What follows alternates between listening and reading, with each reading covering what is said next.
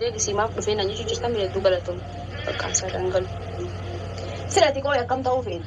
Hin galu saada akka ta'uu barbaadu ati hin beektu bar waan ani jecha waan hin beektu bar taa'ee rooza. Polisi eessan argate polisi. Wallaahi. Amma si yaada si gabbee deemu dandeessa eessan argate. Amma iyyuu mana kana gara jirtee yoo barbaadde polisi. Mana gootira polisi dirqama na oofti. Dirqama si oofta. Sababa kan keetti namni walitti jira. Kun dhukkubsitee mana yaalaa jira. Maaltu dhukkubsitee jira. Maaltu abbaa fedhoo duun maal gootu. Natti misaala. Wanti saada. Entu dhukkubsata achuudha. Dhagayi. Eshi saada natti misaala.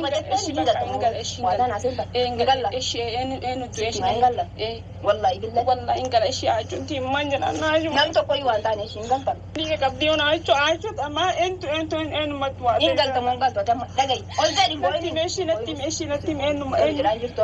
Ingala bakka. Warra kennatu hinna jiran jirtu. Eshi ingala bakka eshi na faazari bichaan fadhuma ingala eshi achu manti jirana ingala bakka. Eshi bakka fa'i karatti sitti ni bakka. Akkuma viidiyoo ishee jalqaba irratti argitan jechuudha wallaahi laazim hedduu qalbii nama cabsa jechuudha hedduu tokko bakka qalbii na cabee mimmaan qabachuu dadhabeen boo'ee wallaahi yeroo lama irra deebi'ee ilaale viidiyoo bakka isheen mucayyoon hiriyaan ishee suni nama du'e nammisii jedhee du'aa jira nammisii jedhee dhukkubsatee sireera ciisaa jira jennaani ayyuu koo du'ee haadha koo du'ee jetteetu lafaa ol kaatee jechuudha. Rabbi hedduu tokko rifatte jechuudha sila hin galu abbaadhuma kollee ijaan arguun barbaadu abbaan koo baay'ee na miidhee rakkoo koo akka hiriyaatti akka waa hundumaatti yoo abbaa kootti himachaa ture garuu na dhaga'uu hin dandeenye na hubachuu hin dandeenye jettee eenyu waa ta'e ayyuu koo waa ta'e maamaa koo waa ta'e eenyutu waa ta'e eenyu du'e jetteen mucayyoon baay'ee rifachiiste hin aarte mucayyoon obsa fixatte maaliif jennaani haga kana iseedhaaf jettee lafaatee qophaa ishee mucaa durbaatii dagamma kana deemtee dhufte jechuudha sababii kana aarteetu rifachiiste yooti diddesii qabsiisee si fuudhee galaa jetteeni egaa haala kanaan waadaa walii gananiiru inshaallah yoo rabbi laaffisee fi tole jettee hin galti ta'ee harmeen ishee dhugumatti iyyuu dhukkubsatanii ciisanii jiru argitanii jirtu garuu namni homaa jalaa hin duune jechuudha harmeen ishee dhukkubsatanii sireera ciisanii jiru argitanii jirtu viidiyoo kanaan dura jechuudha garuu isheen ayyuu kootu waa ta'ee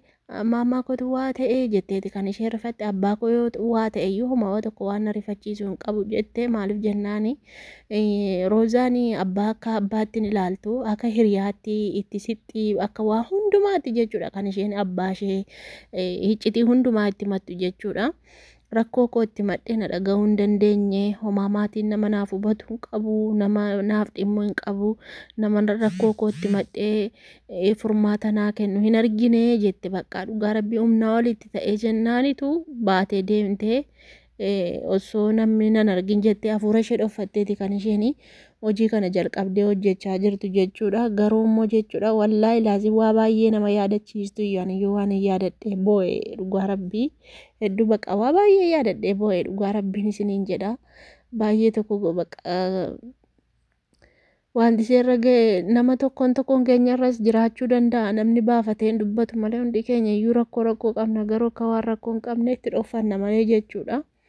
Mana hunda keenyaa keessa hin jira darbee wanta akkasii jechuudha dhugaa rabbii yoo rakkoo kee itti matte furmaata hin argattu baqa hundumtiyyuu sirraa nyaachuu malee yoo rakkatte namni rakkoo keessii beeku hin jiru hundumtiyyuu ammati qabdutti ammati maallaqa qabdutti fidisiin jedha ofiisaatii taa'e fidiin nyaannaa siin jedha malee namni hakeewwattu ajijjiiramtu kana godhattu mucaan keenyaa ajijjiiramtu waan akkasii godhattu namni siin jedhu hin jiru yeroo ammaa kana baqa nyaatanii dhuganii baqa yeroo isaaniis dabarfatanii nyaatanii dhuguudha malee namni namaaf dhimmu tokkoon illee hin jiru dhugaa rabbii isheen ga'e kun tokkoon keenya iyyuu numa jira wallaahi numa jira mana tokkoon keenya irrayyuu jechuudha. Hundaafuu rabbi keeriyaa godhu waanuma baqa waanuma rabbi namaa qoodeedha carraama rabbi namaa qoodeedha alhamdulillah rabbil alamin jettee fudhachuudha malee waan gootuu fi waan dubbattullee hin qabdu jechuudha waan hunda isaayyuu rabbitti kennatti rabbiin furmaata siif ta'a waan ta'eef ilmi namaa furmaata namaaf hin ta'u haatiif abbaan kee gaafati rakkattu gaafati dhukkubsattu namni ammumati maallaqa qabdutti si jaallata ammumati jireenya fayyaa qabdutti si jaallata yooti fayyaa dhabde yooti maallaqa dhabde namni galagalee si ilaalu hin jiru baqa ilmi namaa maallaqa baqa yoo maallaqa hin qabaatini sareetu bakkeetti nama nyaata jechuudha dhugaa dubbachuu fi namni si dhaga'ullee hin jiru ma akkana jetti isheen siin jedhu si tuffatu jechuudha. Garuu rabbiin immoo guyyaa isaa eegee guyyaatti seenaa namaa jijjiiruu hin qaba waan ta'eef rabbirraa abdii kutachuun hin ta'u ilma namaarraa abdii kutachuun inuma jira. Garuu rabbirraa abdii kutachuun hin jiru. Rabbiin abdii namaa ta'a malee abdii namaa hin kuchisiisu inni jechuudha.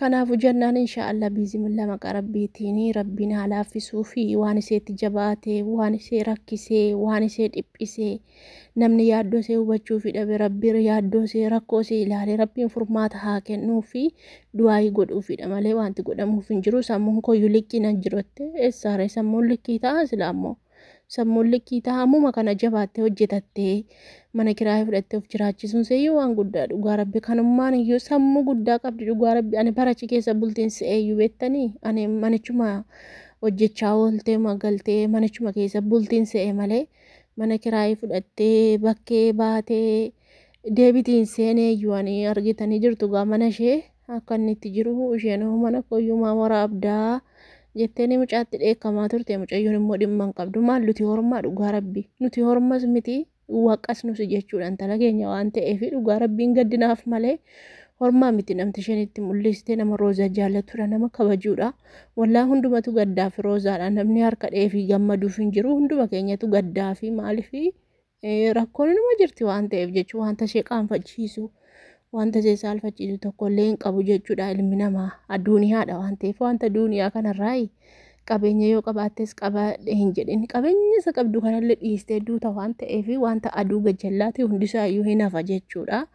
Kanaafuu wanta ishee qaanessu qabu isheen egaa beektanii isaa ishee yuutuubii irra gadhiisaa jirtu argitu mucaan iimeeliin sharka jira maaliif qabdu silkii hin qabdutu silkii qabaatte maatiyyuu dawwaltee hin dubbisti turte haadha ishee boossu sanaafillee dawwaltee hin dubbisti. Akkasumas immoo yuutuubii irra sagadhiifamu sin argite turte silkii hin qabdu ana nyaatu yoo na gurgurattee ittiin dhufte fakkaata natti fakkaata silkichuma gurgurattee yoo lafa amma kana deemte akka namni nagarreetti achi hojjechuu dadhe natti fakkaata. Kanummaan iyyuu dubara shamara qalbii qabduudha shamara amala qabduudha roozaanii namatti tuttuu namatti hin buutu dhugaa rabbi kana iyyuu amala qabdi kan mana kiraayee fudhattee kabajasee eeggattee taa'aa jirtu anachi keessa bultiin see dhugaa rabbi dheengadda amma garuu alhamdulillah wallaahi nan gammade dhugaa rabbi hedduu tokko gammade maaliif jennaani kunoo gibbii namaa keessa bultii bakka kabaja qabu bulaa jirti bakka bareedaa bulaa jirti dhugaa rabbi manni see faarayyuu haadhamu malee dhugaa kanumayyuu kireeffattee keessa buluun seeyyuu kabaja ishee eeggachuudha bar dhugaa rabbi kabaja ishee eeggachuudha.